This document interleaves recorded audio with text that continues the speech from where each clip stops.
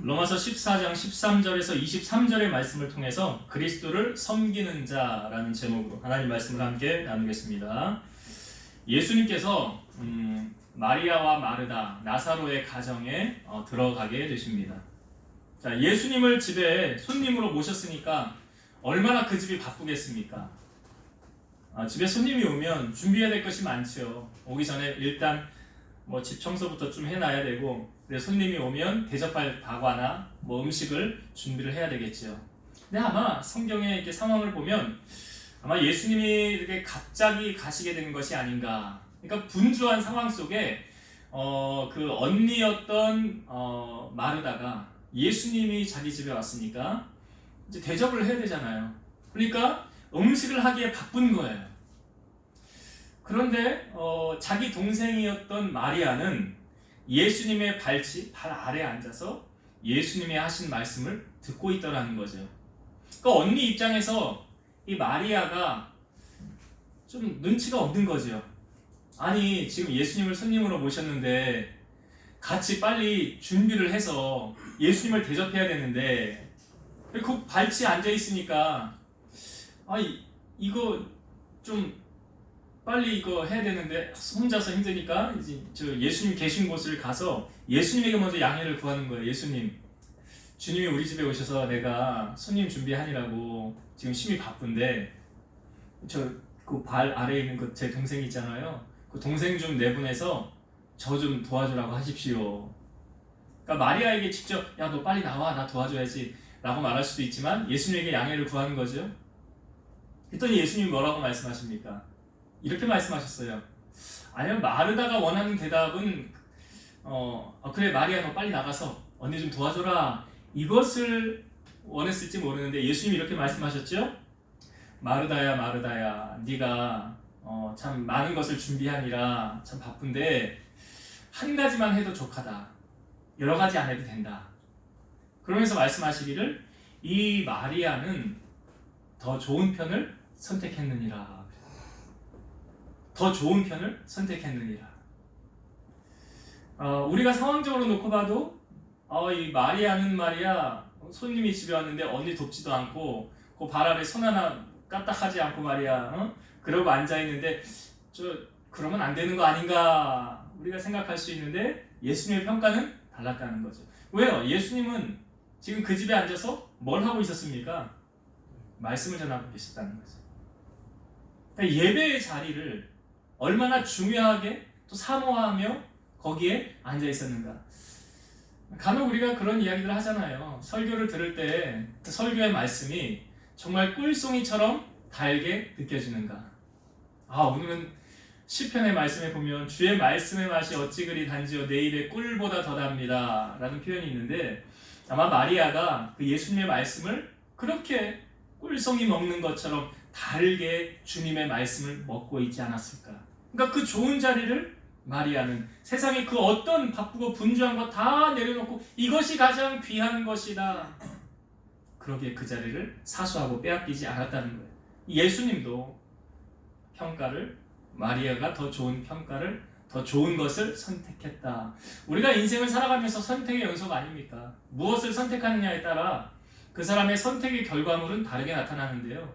내가 하나님의 나라와 의를, 주님의 편에 있는 편을 선택한다고 한다면 하나님 반드시 그거에 대한 보상을 해주신다는 거죠. 오늘 우리가 로마서 14장 이제 뒷부분 마지막 부분을 우리가 이제 오늘 나누고 14장을 마치게 되는데요. 계속 14장에서는 그 로마 교회 안에 이방인과 유대인 사이의 갈등적인 부분으로 음식에 관한 문제와 나를 지키는 문제에 관해서 이야기를 나누었었습니다. 그러니까 교회 안에 사실 분쟁이 있다는 것 옳지 않죠. 교회는 사랑으로 하나 되어져 가고 하나님의 영광이 높아지는 곳, 합력하여 선을 이루어가는 곳이 되어야 되죠. 간혹 이렇게 목회자가 질문을 드리면 성도들은 상당히 당황할 수 있는데요. 교회 다니면 다 천국 갑니까? 라고 물을 때 다 가면 얼마나 좋겠어요. 근데 왜 예수님은 이 비유를 해주셨을까요? 밭에 가라지를 마귀가 뿌리고 간 거죠. 그래서 종들이 와서 저 가라지를 뽑을까요? 주인에게 물으니까 내버려 둬라. 왜 내버려 두래요? 가라지를 뽑다가 곡식까지 뽑을까 염려되노라. 그러니까 가만히 내버려 뒀다가 나중에 추수 때에 다 수확을 할 때 알곡은 모아서 곡간에, 쭉정이는 꺼지지 않는 불에. 여러분 이렇게 적용하기 좀 그렇지만 그 밭이 교회라고 한다면, 그 교회 안에 알곡과 가라지가 같이 있다고 한다면 얼마나 슬픈 현실입니까? 그렇잖아요. 우리는 다 구원받아 하나님의 자녀가 되어야 되는데 그렇지 못한 상황이라고 한다면, 물론 우리가 우리의 생명 다하고 주님 앞에 가봐야 정말 천국을 가는지 지옥을 가는지 그때 확인이 되겠지만, 구원의 확신을 가지고 살아가는 성도들에게는 그것이 두려움 대상은 아니겠지요. 우리가 신앙생활을 하면서 이런 경우가 있어요. 오늘 말씀에도 보면 형제 앞에 시험거리를 두지 말라, 이런 말씀을 두고 있어요. 형제 앞에 너희로 말미암아 시험 들어서 실족하게 하지 말라. 부딪히거나 거칠 것을 형제 앞에 두지 않도록 주의하라, 이런 말씀이 있거든요. 예수님도 이렇게 말씀하셨어요. 실족하게 하는 일이 없을 수는 없으나 실족하게 하는 그 사람에게는 화가 있으리로다. 이 사람은 연자 맷돌을 메고 바다에 빠지는 게 낫다라고 주님이 아주 강력하게 말씀하셨거든요. 그러니까 한 영혼이 구원하여 주님 앞에 돌아오면 천국에선 잔치가 벌어진다고 그랬는데, 오히려 한 영혼을 실족하게 하면 그 사람에게는 화가 있을 것이다. 이걸 오늘 우리가 사도 바울이 했던 말로 적용을 하면, 바울은 이렇게 말했어요. 음식에 관한 문제를 통해서 내가 만약 고기 먹는 것으로 말미암아 남을 실족하게 한다면 나는 영원히 고기를 먹지 않을 것이다. 내가 고기 먹는 것으로 말미암아 남을 실족하게 할 수 있다면 나는 영원히 고기를 먹지 않겠다. 이게 무슨 말입니까? 나는 다른 사람이 실족하게 하지 않겠다는 거잖아요. 그럼 우리가 이 땅에 살면서 이렇게 한번 적용을 해볼게요. 사도 바울은 고기 먹는 것으로 말미암아 실족하게 되는 일, 사건을 얘기했다고 한다면, 내가 그렇지 않는다 할지라도 내가 만약 술 먹는 것으로 말미암아 남을 실족하게 할 수 있다면, 술 먹어야 돼요? 먹지 말아야 돼요? 내가 만약 담배 피는 것으로 말미암아 남을 실족하게 할 수 있다면, 실족 안 되면 상관없지만 만약 실족하게 할 수 있다면 해야 돼요? 하지 말아야 돼요? 이게 다 적용이 될 수 있는 거예요. 다 적용이 돼. 사도 바울은 고기 먹는 것으로 말미암아 실족하게 하는, 나는 괜찮은데 나는 이렇게 해도 저렇게 해도 나는 거리낌이 없는데, 내가 하는 이 행동으로 말미암아 다른 믿음이 연약한 지체들을 시험 들게 할 수 있다면, 이게 실족하게 할 수 있다면 해야 됩니까? 하지 말아야 됩니까? 하지 말아야 돼요. 나는 괜찮다 할지라도 그것으로 말미암아 영향이 다른 사람에게, 그러니까 우리 이런 말을, 무심히 던진 돌멩이에 개구리는 맞아서 죽는다라는 말이잖아요. 나는 괜찮아, 이렇게 해도 저렇게 해도. 왜? 나는 믿음이 좋거든. 그런데 이제 막 신앙생활하고 좀 잘 알지 못하는 그 믿음이 연약한 자들이 봤을 때는 그런 요인이 시험거리가 된다고 한다면 그렇게 하지 말라. 하지 말라. 여기 13절의 말씀에 부딪힐 것이나 거칠 것을 형제 앞에 두지 말라.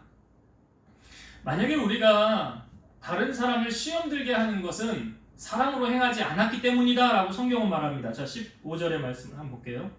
15절. 만일 음식으로 말미암아 내 형제가 근심하게 되면 이는 내가 사랑으로 행하지 아니함이라. 그리스도께서 대신하여 죽으신 형제를 내 음식으로 망하게 하지 말라.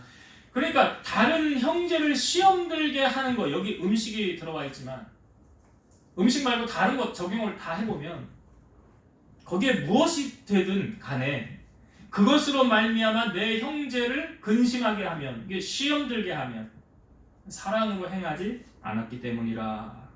그러니까 사랑으로 행하지 아니한 모든 것은 다 죄다. 이거 선을 알고도 행하지 아니하면 죄라고 그랬잖아요.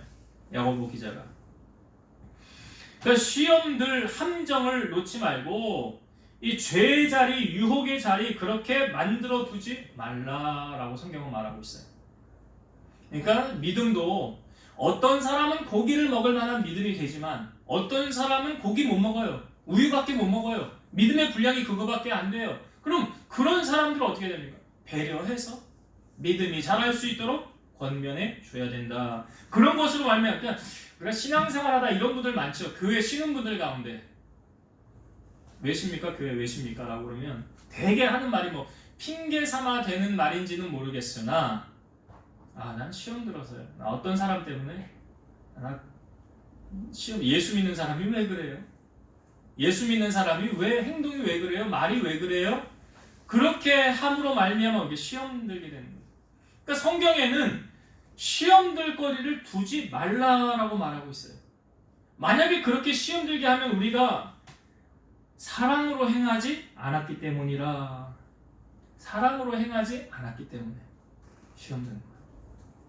그래서 사도 바울이 그걸 이야기하고 있어요. 자, 그래서 오늘 사도 바울이 하나님의 나라에 관해서 우리에게 말씀을 해주고 있는데, 자, 하나님의 나라는 무엇이다 라고 말합니까? 자, 17절의 말씀 한번 다시 볼게요. 17절.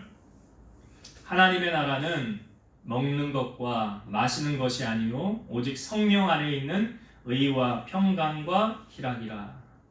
하나님의 나라는 하고 소개하고 있죠. 여러분, 우리가 나중에 다 하나님 나라 가지 않습니까? 다 천국 가잖아요. 그러면 우리가 안 먹고도 살 수 있구나. 뭐 산의 진미, 음식 같은 거 안 먹어도 살 수 있구나. 물을 마시지 않아도 갈증이 안 나는구나. 하나님 나라 가면 경험할 수 있겠죠. 그 하나님의 나라는 먹는 것과 마시는 것이 아니라, 그 다음에 설명하기를 오직 그랬어요. 오직 성령 안에 있는 의와 평강과 희락이라. 하나님의 나라는 성령 안에 있는 의와 평강과 희락이다. 그러니까 우리가 이 땅을 살아도 그 가치관이 달라요. 세상 사람들이 가지고 있는 가치관과 하나님의 자녀들이 가지고 있는 가치관은 달라요. 세상의 사람들은 당신은 왜 살아요? 라고 물으면 세상 사람들에게 당신은 왜 살아요? 그럼 이렇게들 말하죠. 먹고 살기 위해 살아요. 입에 풀칠하려고 살아요. 근데 하나님의 자녀들에게, 크리스찬들에게 당신은 왜 삽니까? 라고 물으면 그럼 뭐라고 대답하시래요? 그렇죠. 다르잖아. 세상의 사람들은 입에 풀칠하기 위해 산대. 나 먹고 살기 위해 산대. 그런데 크리스찬들은, 하나님의 자녀들은 아니죠. 하나님 나라와 영광을 위해 산다. 삶의 자체 목적이 다른 거. 그 17절에 말하고 있는 거예요. 그게 하나님의 나라는 먹는 것과 마시는 것이 아니라 우리가 먹고 마시기 위해서 돈을 벌고 살고 있는 것이 아니다. 그게 아니라 이 땅에서의 하나님의 나라는 의와 평강과 희락이다 그랬어요. 삶의 존재 목적 자체가 다른 거예요. 출발점 자체가 달라요. 세상의 가치관과 하나님 자녀의 가치관. 그렇기 때문에 우리는 하나님 자녀로서 하나님의 나라 시민권을 가진 이상 성령 안에 있는 의와 평강과 희락을 가지고 이 땅에 우리가 살아가야 된다. 이 하나님의 나라의 자녀로서 우리가 이것을 취해야 된다라는 것과 한 가지 더 18절의 말씀 함께 18절. 이로써 그리스도를 섬기는 자는 하나님을 기쁘시게 하며 사람에게도 칭찬을 받느니라. 그리스도를 섬기는 자는 두 가지가 나와요. 하나님을 기쁘시게 하는 것 첫째. 그리스도를 섬기는 자의 목적은 하나님을 기쁘시게 해드리는 것. 그러니까 웨스터민스터 신앙 대소요리 문답 1번에도 사람의 제일 되는 목적은 하나님을 영화롭게 하며 영원토록 그분을 즐거워하는 것. 이게 그 말이잖아요. 하나님을 기쁘시게 하며. 그러니까 우리가 예수 그리스도를 섬기는 자, 하나님의 자녀로서 세상을 사는 기준이 첫 번째는 하나님 기쁘시게 하기 위해 산다. 하나님 기쁘시게 하기 위해 산다. 두 번째가 무엇입니까? 사람에게도 칭찬을 받느니라 그랬죠. 사람에게도 칭찬을 받느니. 제가 앞부분에 이제 혹 교회를 다니다가 실족한 사람들 중에 대부분이 무엇 때문에 사람들이 교회를 쉬게 됐느냐? 사람 때문에. 상처받아서. 사람 때문에. 그렇다고 한다면 오늘 이 18절의 말씀을 적용을 놓고 보면 제대로 신앙생활 잘하는 사람이라고 한다면 첫째는 하나님 기쁘시게 하는 거고, 둘째는요, 사람에게도 칭찬을 받는다고 그랬죠. 여기 사람들을 시험 들게 한다, 실족하게 한다. 이건 앞부분에도 사랑으로 행하지 않았기 때문이라고 그랬어요. 실족하게 하고 시험 들게 하는 것은 제대로 신앙생활 하는 사람 아니죠.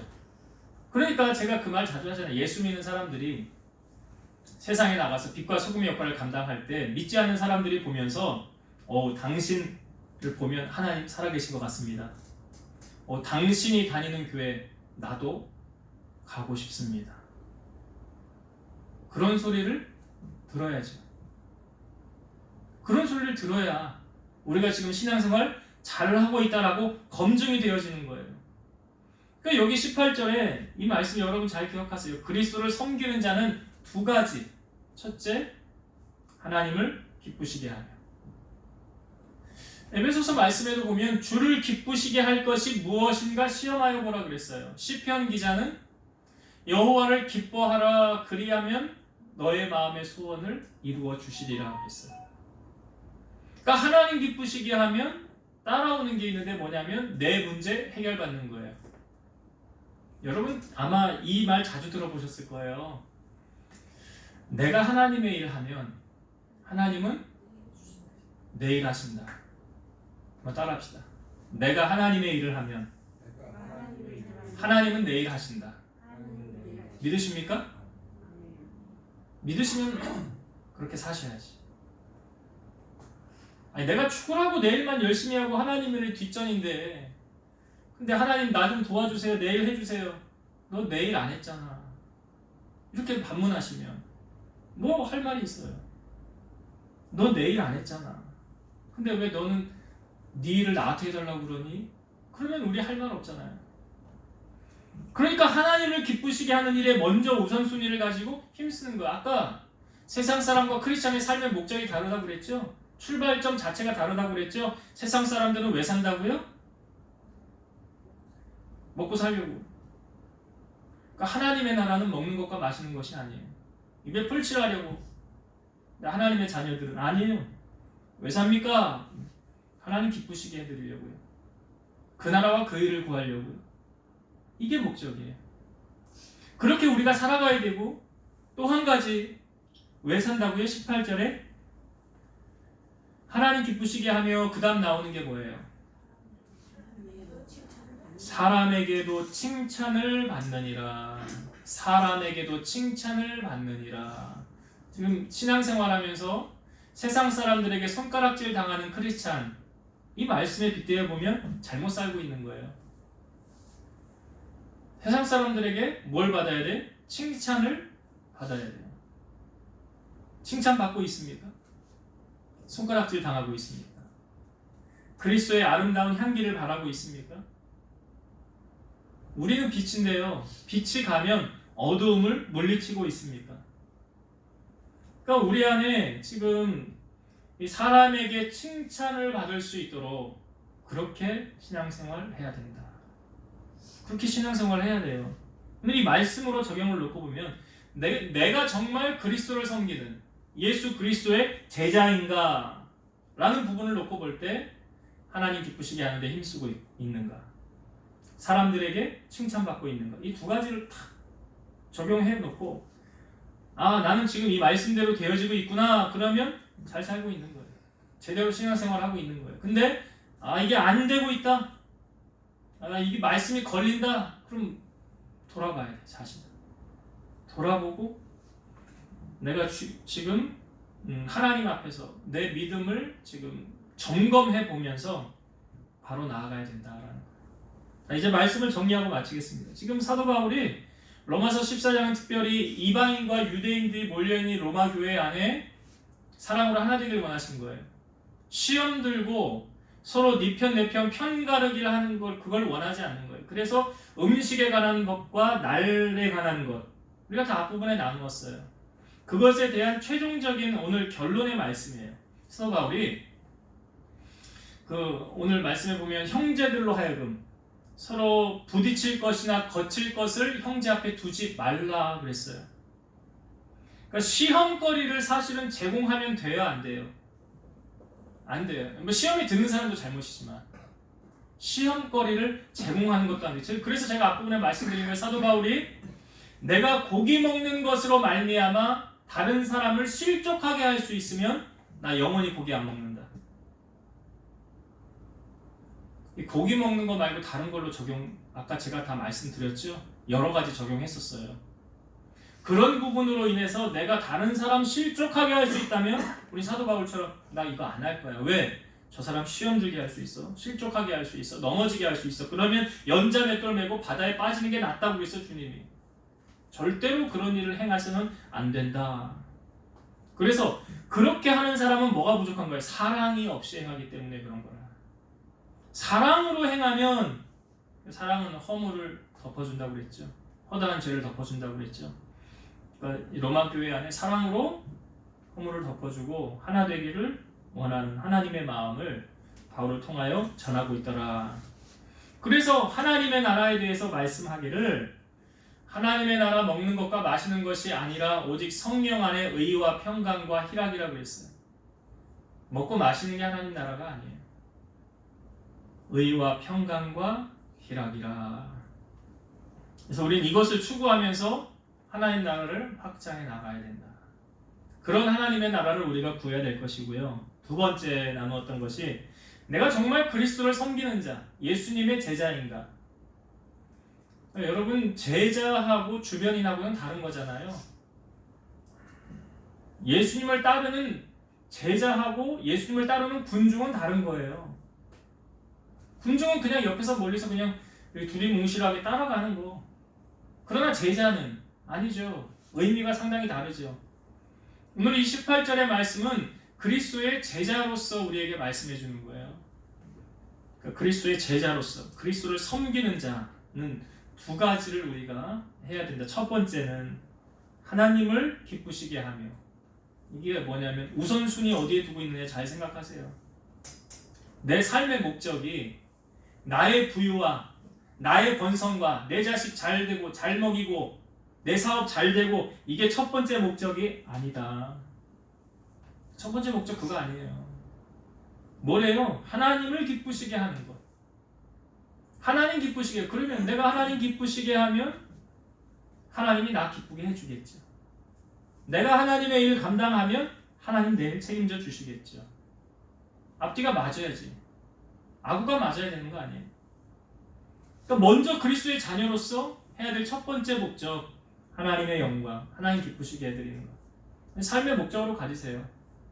하나님께 영광이 되어지고 하나님을 기쁘시게 해드리는 일에 먼저 앞장서자.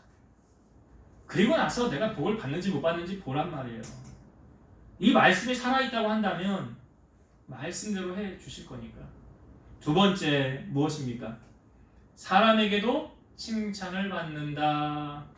예수 믿는 사람들이 손가락질 당해서는 잘못 믿고 있는 거예요. 손가락질 당하면 안 돼요.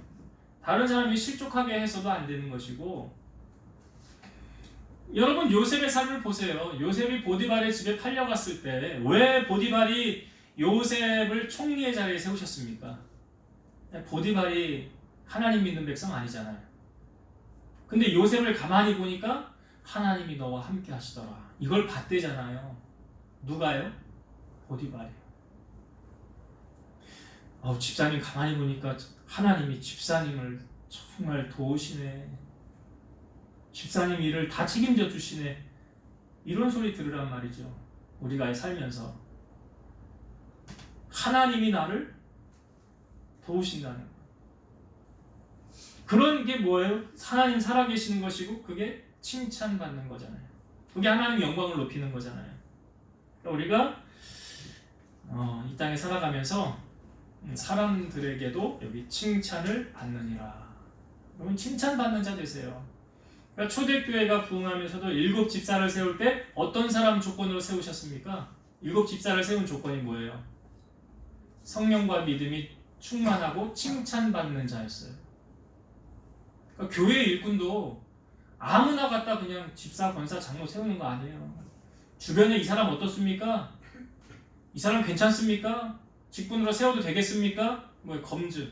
이 사람 칭찬받고 있습니까? 생활은, 삶은 어떻습니까?